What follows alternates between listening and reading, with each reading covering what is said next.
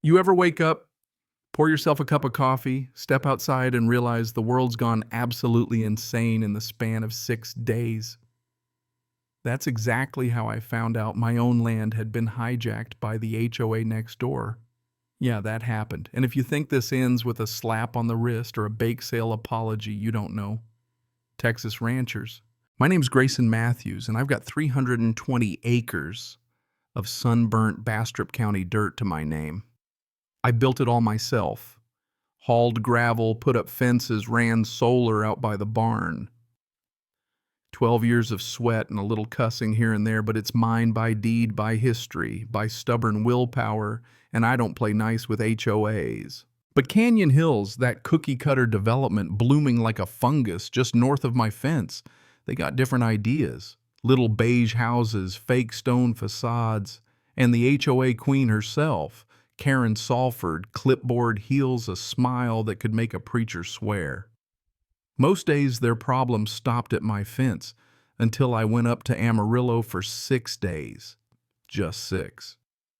Came back to my cows screaming like someone turned off the Wi-Fi, found a 12-panel steel fence snaking straight through my eastern pasture, splitting my grazing land like a corporate scar. And just for flavor, a shiny sign zip-tied on temporary security barrier approved by local authorities.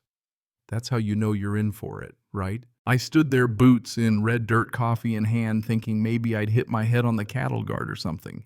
My own tractor path blocked by some contractor's shortcut. I could have called the sheriff or the county clerk or maybe even an exorcist, but truth is I was too damn tired.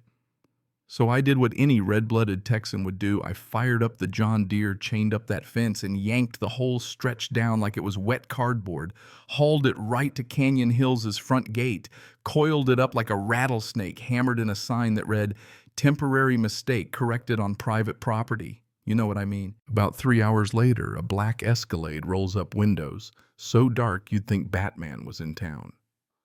Out steps Karen power walking like she's late for a coup. "Mr. Matthews, you've committed an act of vandalism," she snaps. "That fence was for the community safety. I told her she'd fenced in my cows, not a dog park, and that every inch of this land's recorded with the county." She narrows her eyes, threatens lawyers, so I told her to bring crayons so they can color inside the lines next time. She left tires spinning, attitude flying, and I figured that was the end of it. Nope. A week later, I get served civil complaint right to my door.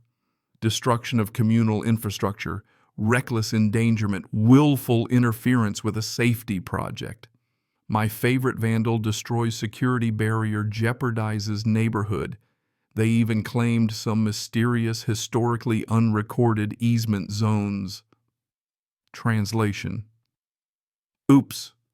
We didn't check the map, but let's act like we were confused all along. This wasn't a mistake. It was a land grab in broad daylight. So I called Clary Jennings, my sister's oldest friend and meanest property lawyer in Central Texas. Voice like a shotgun, brains to match. I hired a drone mapping team too, because why stop at tape measures when you can have aerial overlays from the same folks who mapped oil pipelines? Turns out Canyon Hills' fence wasn't just over the line, it was 34 yards onto my land. Yards. Not inches. Cut off the cattle's corridor, trespassed into the pond buffer zone protected by county water rules since the 90s. Clary was licking her chops, filed a countersuit for trespass property, damage, interference with agriculture, false public allegations, and just for good measure, emotional distress. We had drone images, survey data, GPS cattle movement, even photos of their workers pouring concrete on my turf. But I'd started something even better, a GoPro disguised as a trail cam, taped inside the unfinished fence section before I tore it down. That little gadget caught Karen herself out there in heels and a vest barking orders for sidewalk expansion at midnight. Folks, you can't make this up. Then things got weird. The HOA started a smear campaign, newsletters at the gas station painting me as a dangerous neighbor. Men in hard hats, reflective vests, drones buzzing low. One young guy, tall, nervous, gave me a quiet warning. Check the complaint they filed. Something's off. Before I could ask more, he disappeared. Next thing Clary calls, they're claiming there's a shared access easement from 1971. I'd never seen such a map, and that's because it was printed last month, aged with coffee stains in a microwave. Total forgery. Forensics proved it digital layers, mismatched signatures, even a typo in the county registrar's stamp. These folks weren't just lying, they were desperate. Then the kicker, a complaint filed with the county environmental office claiming fertilizer runoff near my pond. Signed by, wait for it, Randy Holloway. Vietnam vet used to own the next ranch. Only problem, Randy'd been dead 8 years. I'd been to his funeral. Fraudulent criminal, and now Clary had the sheriff involved. My drone team pulled historic satellite overlays. My land fence since the 70s, never a throughway no matter how many fake maps they printed. The young guy from the survey crew came back, finally introduced himself, James Talbot, P.I. He'd been embedded by a suspicious Canyon Hills homeowner, tracking fraud, fake invoices, emergency budget spending on fencing supplies, shell companies owned by Karen's brother, a project legitimation plan for backdating requests. Yeah, they had a playbook. He gave us receipts, voice recordings, Karen on tape, saying, "Don't ask the county yet, and we'll clean it up after the fact."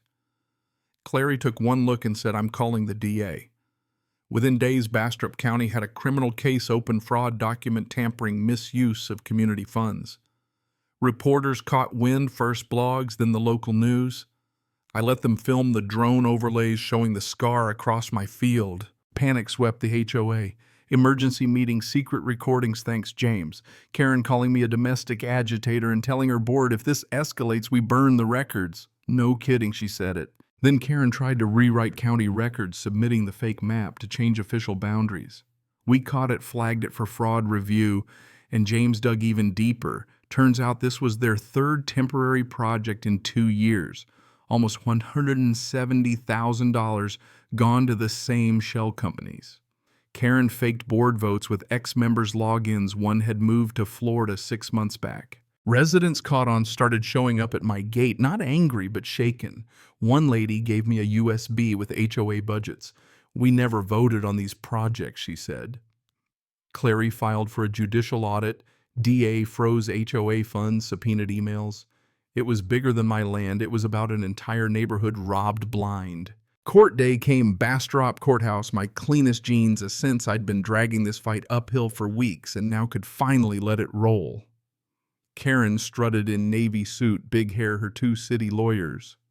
We laid out the deed, drone scans, livestock GPS, the GoPro footage, Karen in night vision, ordering them to move it 10 feet in, he won't notice. The judge didn't even blink. The forensic expert tore their fake map apart right down to a watermark from a software suite invented in 2015. James Talbot took the stand, exposed fake invoices, shell companies, the whole scheme. He even read Karen's voice memo about burning the records. Dead silence. The judge's verdict: that fence was illegal, trespass, abuse of process, defamation. HOA owed me $62,000 and the DA's office served Karen criminal charges, fraud, forgery, obstruction. She went pale as a ghost. But collecting from a sinking HOA ain't easy. Karen vanished, hired a defense lawyer. Rumor was federal mail fraud charges were coming. Money moved across state lines, fake invoices, the whole 9 yards. Board members resigned. Treasurer leaked a resignation letter and a check for $19,800 to one of Karen's fake companies. Town hall was held outside under lanterns. The residents voted supermajority to dissolve the HOA entirely. County froze, the association stopped new fees, locked the rec center. Weeks later, I got an official letter, Canyon Hills HOA dissolved. Poof. Karen's empire gone flattened, not by a bulldozer, but by the truth. One morning patching fence, a few neighbors came by, this time apologetic. Banana bread, cheap lot offers, even a handshake. Best part, a letter from the ethics board, Karen banned from any civic office in Texas for life. And a note from James: justice is permanent too. I stood there holding the letter, watching my cows graze in a corridor, finally theirs again. No fences, no fake signs, Just a repainted, battered sign I welded to the post out front. Private land, no HOA, no exceptions, no reincarnations. Let the next would-be tyrant take a hint. Funny thing, the story went viral. Memes, blogs, the works. College kids called me the Texas Terminator of suburban tyranny. Even got interviewed for a property rights thesis, though I made her help feed the chickens first. She asked if I regretted not calling the authorities sooner. I said, nope, I just regret not installing a second camera. She laughed, and so did I. After all that, Canyon Hills looked different. Folks talked to each other, built gardens, painted mailboxes any color they liked. The fences, metaphorical and literal, were finally down. As for Karen, 8 years fraud, forgery, tax evasion, no parole for 5. Maybe now she's got time to read the HOA rule book from a cell block near Corpus. James Talbot dropped by one last time with a coffee, and a grin told me the state wants me consulting. I nearly spit out my drink. Me consulting. Maybe I'll write a book, call it Barbed Wire and Bullshit. That night I stood by the pond. Sky wide open, peace restored. No more fences, no more power trips, just land, family, and the stubborn truth that if you don't stand up for what's yours, someone else will try to take it. So what do you think, folks, is justice about land and laws, or just not letting the bullies win? Tell me your take below. And if you've got a story about fighting back, now's the time to share it.